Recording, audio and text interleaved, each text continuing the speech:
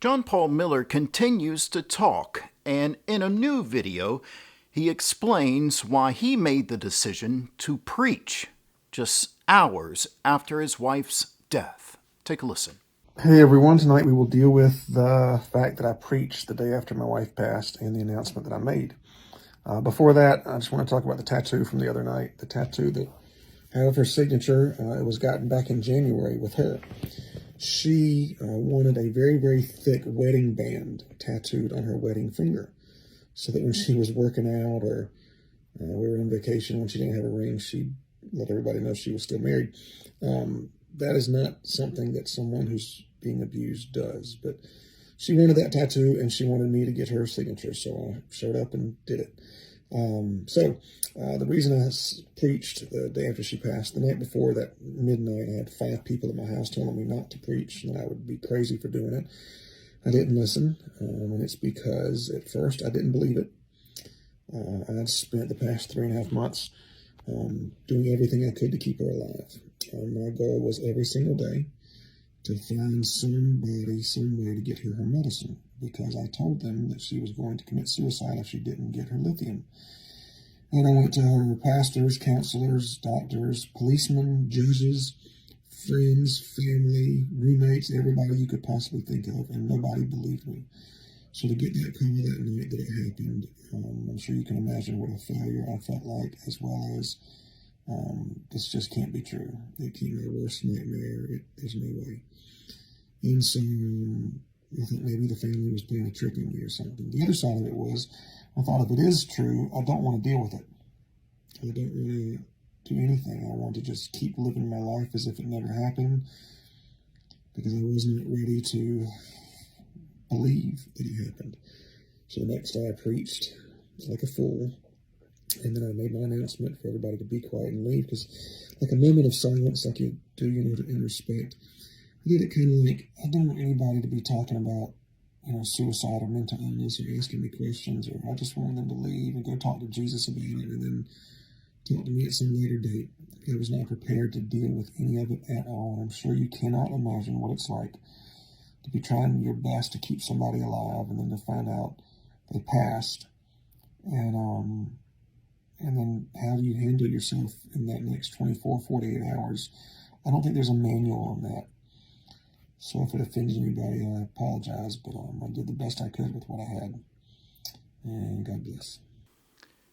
Now, he speaks about a tattoo in this video, and I'm going to ignore that. Y'all can go down that rabbit hole if you would like. But there are a few things in this video that I was able to confirm weeks ago.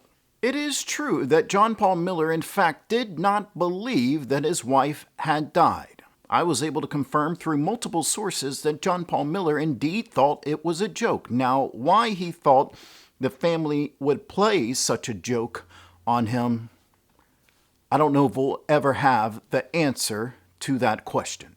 But I was also able to confirm that there were multiple people at his house that night when he got the call that his wife had died. And I've kept that quiet for a variety of reasons, at least until one of the parties came out and spoke publicly like John Paul has done now. And here's one of the reasons why I kept that quiet. According to multiple sources who were at the house at night, they knew details of the crime scene. It was a little tricky to figure out how to get to this. Yeah. But it's actually pretty quick. It is. It was a lot easier than what I thought, But too. this is a perfect place off the beaten path to be dead and nobody find you for a while. Yeah. So why would you call to have somebody find you if you're off the beaten path? And your stuff ain't with you. Right. Now, I call it a crime scene because in every police department that I have dealt with, if it involves a death, that is considered a crime scene until a proper investigation is done. According to my sources, Robeson County Sheriff's Department calls John Paul Miller to notify him of what happened. But the phone was on speakerphone, and Robeson County Sheriff's Department was giving out details of the scene to anybody who would listen. And that has always been my issue with the Robeson County Sheriff's Department and their handling of this case. Now, We now know that John Paul Miller was nowhere near the scene when Mica died.